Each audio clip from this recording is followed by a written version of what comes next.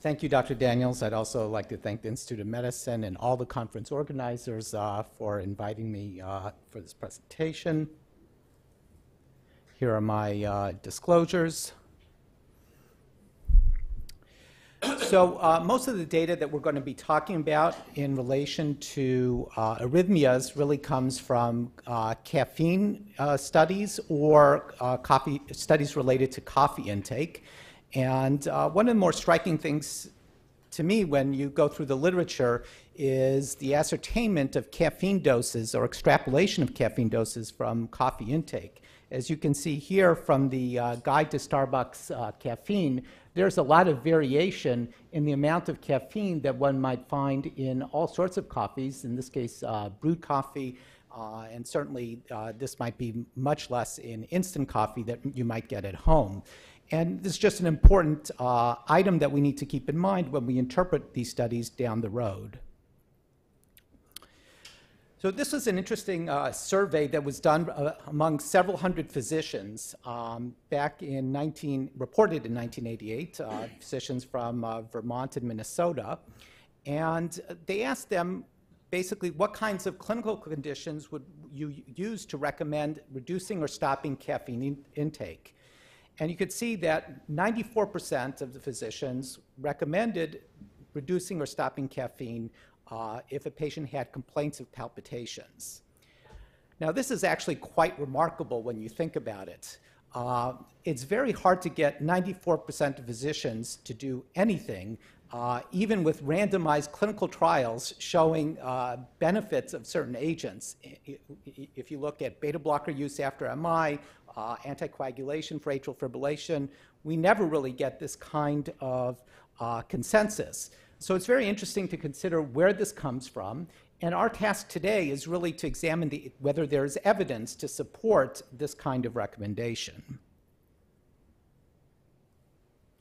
So there are many data sources that one can use to look at the effects of caffeine on arrhythmias, ranging from case reports to animal studies, human physiologic studies, small case series in humans, and then large observational trials. As you'll see, we do have today a lot of observational trials relating the risk of caffeine to arrhythmias, and that'll be the predominant focus, although I'll touch on some of these other areas as well. There are also many endpoints if one wants to study the effects of caffeine, how one might assess that. Certainly there are physiologic surrogates in terms of trying to understand where caffeine has electrophysiologic effects, so the QRS duration, that's a measure of the time it takes to depolarize the ventricles. They're essentially, I can't give everybody a full lesson in cardiac arrhythmias, but we're going to focus on three classes of arrhythmias. One is atrial fibrillation, which is very common arrhythmia that we see as people start to get older, so middle age and older. Premature ventricular complexes here, PVCs. These are extra beats that arise from the ventricles. These are common at all ages. They can occur in people with heart disease or in people without heart disease. And then the most serious, of course, are those arrhythmias that lead to sudden cardiac death, which could be ventricular fibrillation or very rapid ventricular tachycardia. So we'll see that there are studies that look at specific arrhythmias, this atrial fibrillation and premature ventricular beats, and also those that look at epidemiologic outcomes.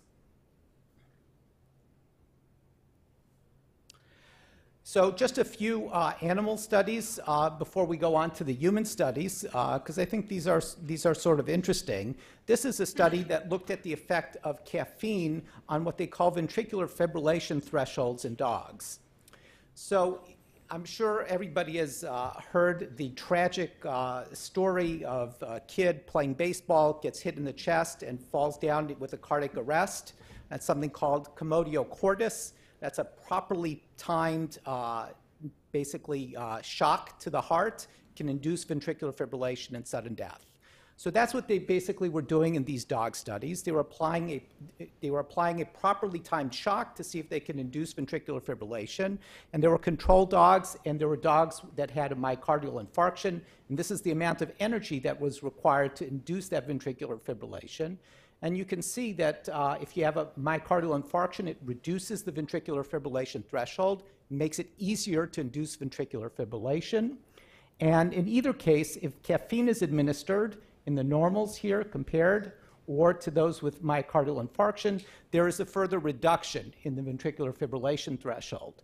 But note that the dose used here is 25 milligrams per kilogram. So in a 70-kilogram man, that would come out to be about 1.75 grams. So typically not a dose that you would see used in humans.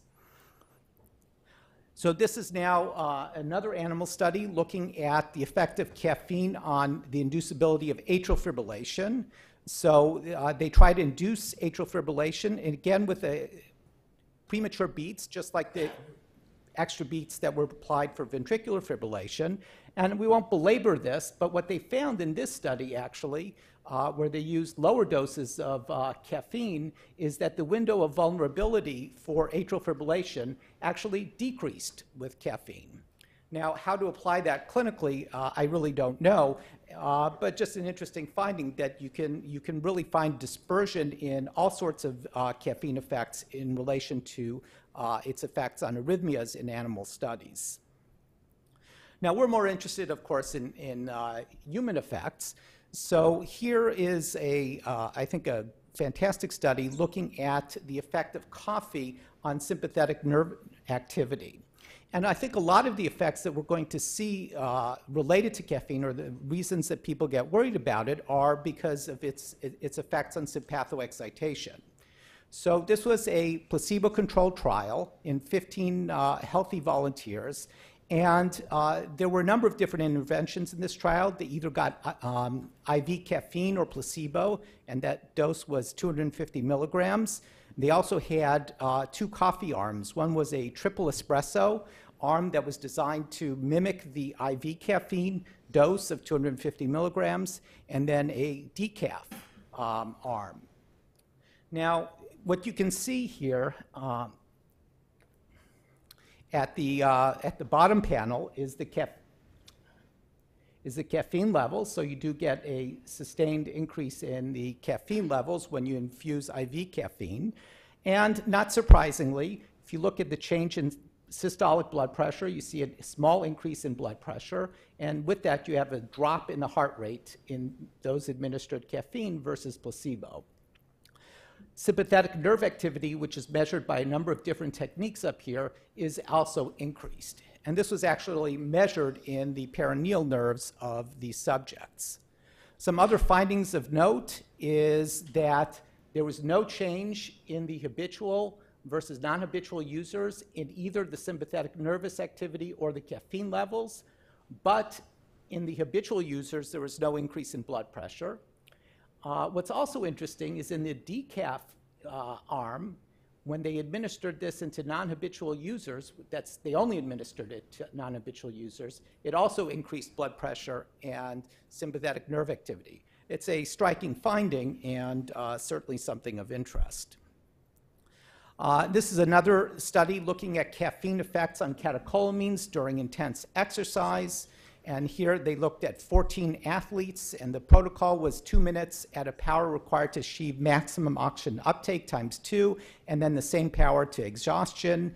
And they used 6 milligrams per kilogram of caffeine given orally 1 hour before exercise. What they found here is that there was a slight increase in exercise endurance in the caffeine group.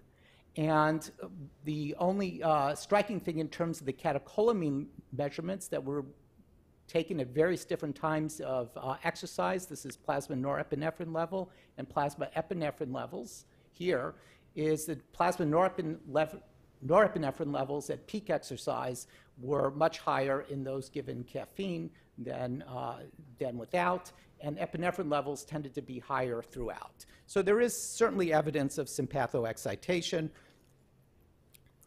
Moving on to arrhythmias, this is a study, one of the early studies published in 1990. These 35 patients with myocardial infarction within 5 to 10 days. It's a nice study in that it was double-blind crossover study, so 300 milligrams of caffeine versus placebo, and then an additional 150 milligram dose of caffeine was given at 4 hours.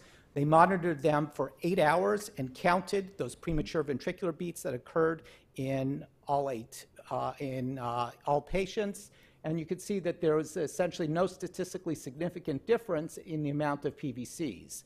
You also notice here, and the reason I put the picture up, is that there's a lot of variability in these PVCs, and that's always been a bugaboo with any studies looking at PVCs. This is a study that went into this in a little bit more detail. There were 22 patients, 86% had coronary artery disease. They were all habitual coffee users, and they all had some sort of ventricular arrhythmia that they were being evaluated for. Non-sustained ventricular tachycardia, ventricular tachycardia, or ventricular fibrillation. And these patients all came to the electrophysiology lab, had a wire stuck in their heart, and had an attempt to induce one of these very rapid rhythms. So sustained ventricular tachycardia, non-sustained ventricular tachycardia, and these are the patients that were not inducible. So they did this before and after caffeine, and there was no difference, essentially, in the inducibility of these ventricular arrhythmias based on caffeine use. So here's another curious study, 600 patients who had their first episode of atrial fibrillation, and then they retrospectively went back and looked at their caffeine intake in relationship to their, in the days before AF, before the atrial fibrillation began, versus their usual intake. And what you can see here is that in those that had heavier use of coffee or caffeine products, in the days before, it was higher than their usual intake, but not at the higher doses. And here, at the lower doses, it was actually the other way around. They also described that there was a lower rate of successful spontaneous conversion to sinus rhythm in the moderate users, but not the high users of coffee. So what they call a U-shaped curve, so that people who were low users of caffeine and high users of caffeine had a high rate of spontaneous conversion, and only those with moderate use of caffeine had this lower rate of spontaneous conversion. So it really doesn't go necessarily with a linear dose response, but just interesting to note. This is from the report that Dan Pelkovitz and I put together back in 2011. And in this table, we listed the studies that we could find looking at the effect of caffeine on arrhythmia, and we listed them based on the size of the study. You can see that there are 3 studies here that include several thousand patients, and then many more studies that have included far fewer numbers of patients. And we're certainly not going to go through all of them. There are some that we will highlight. The first one that I think we need to highlight is one that's a little alarming here, which is this study, published in 1999, where they found ingestion of more than 10 cups of coffee per day was associated with an odds ratio of 55.7 for sudden cardiac death in a population with coronary artery disease. That is obviously a major concern, so we ought to take a look at their data. This was a case control study, so there are 117 cases of sudden cardiac arrest, and then they identified 144 controls without many criteria, except they tried to do age and sex matching, as well as identify patients with coronary artery disease. So this was the distribution of cups of coffee per day in their cases and in their controls. So the question is, how do you find out how many cups per day cases who have sudden cardiac arrest actually consumed? Well, the way you find out is you have to ask their relatives. So in a brilliant design, the investigators decided that they couldn't ask the controls themselves how much coffee they consume. It had to be equivalent to the sudden cardiac death cases. So they also asked the relatives of the controls how much coffee the controls are consuming. These are just methodological issues that I think are going to be important. So what they ended up here is a dramatic reduction in the number of patients who, number of controls that are consuming greater than 10 cups of coffee per day, whereas they had a significant number in the cases that consumed that many. When they did their multivariable model, they come up here with this 55.7 odds ratio. But what's very interesting is if you look at typical risk factors like hypercholesterolemia, diabetes mellitus, and smoking, these do not come out as risk factors in the study. So the question is, how do we interpret a study where we have such conflicting information, and particularly in light of the data that I'll show you that is otherwise overwhelming? Now, since we published that review in 2011, there have been 3 further studies that have included many thousands of patients in these observational trials. And what I've done here is I've summarized the 6 trials, the 6 studies. If you add it up, I think it comes out to about 315,000 patients. This first study, which I'll show you some data from, it showed an inverse relation between coffee intake and risk of hospitalization for arrhythmias with an average follow-up of 17.6 years. Here, no increased risk of sudden cardiac death in women, no increased risk of atrial fibrillation, no increased risk of atrial fibrillation in healthy women. Here, this is the study that showed greater than 9 cups of coffee per day was associated with 2 times the risk of PVCs in healthy men. And here, no increased risk of atrial fibrillation in this study. So the preponderance of these studies show that there's no increased risk for these arrhythmias. What's interesting about this study from this first one, first of all, it's the largest, including 130,000 patients. But what they did is they have in their Kaiser, this is from Kaiser Permanente, and they have a whole database of patients being admitted to the hospital for arrhythmias, and they do collect the caffeine intake. What I thought would also be useful to look at is what the average use of caffeine was in these studies, because it's obviously a very important factor here. So here they estimated, or I estimated this because they didn't really provide the data, it was about 2 cups of coffee per day. Average here in quintile 3, because they divided things up into quintiles, was 148 milligrams per day.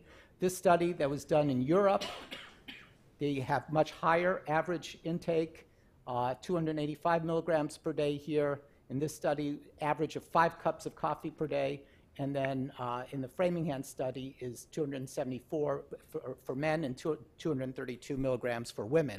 So I think this is pretty consistent mostly with the information that you heard presented earlier about the amount of caffeine intake, except in Europe where they have much higher doses. If you look at the peak doses in these studies, generally in the US, the peak doses in these studies tends to be in the 600 to 800 milligram range, whereas in Europe they can get up over a gram per day. So this is the data from the Kaiser Permanente study. We're only going to look here. And if you look at the first, any arrhythmia, the odds ratio here was 0.97, so it was a statistically significant decline in arrhythmias per cup per day of coffee that people drank. And if we go through down all of these, this one was not significant, borderline significant, not significant, borderline significant, and then down here, this one was actually, in terms of premature beats, there was a substantial decline in risk for premature beats in this study based on coffee consumption. And whether there is or there isn't a real decline, it's hard to know. There certainly are some caveats to population studies. Individuals who are sensitive to caffeine likely do not consume, so you might have those people dropping out and not being able to assess whether they get arrhythmias with caffeine. There's certainly ascertainment issues that we discussed, changing exposure over time. Again, most of these are assessed at one time period, but people certainly change over time. And the source of caffeine may be important, as you've heard. Depending on what the other additives are, there may potentially be other effects. And then most of these data do not really include adolescents. Just quickly to highlight, there are, in a broader cardiovascular sense, there are studies that have looked at cardiovascular outcomes. There are some that have shown negative outcomes, and then some that have showed positive outcomes. So this is a study that looked at the physician's health study and the nurse's health study, and they found that there were actually lower rates of coronary heart disease with caffeine consumption. But again, you could find studies that show both ways. So what I'd like to very quickly do is close with this, this one study. This was done by Graybois and Lown. Bernard Lown is a statesman in many sense. He's certainly one of the originators of arrhythmia evaluation, and he's also received a Nobel Peace Prize. So very quickly, what they did is they studied 50 people, and they all had significant arrhythmias. They all had structural heart disease. They were studied on 2 days, once given caffeine, 1 day without caffeine, and their caffeine levels and catecholamine levels go up as you expect. What they found was that there was no change in the PVCs looking at several hours afterwards. And almost 25 years ago, what they concluded was that although patients with cardiac disease are frequently warned about the potential harmful effects of caffeine, this clinical advice is based primarily on anecdote and folklore. I think now we have some data to suggest that although we know caffeine effects are present and they are dose dependent, they're different in habitual versus non-habitual users. We can definitely demonstrate changes in hemodynamic parameters, heart rate and blood pressure. There is a slight increase in sympathetic activity, small changes in cardiac electrophysiologic properties, but the prevailing evidence shows that there's no increase in arrhythmia. Thank you.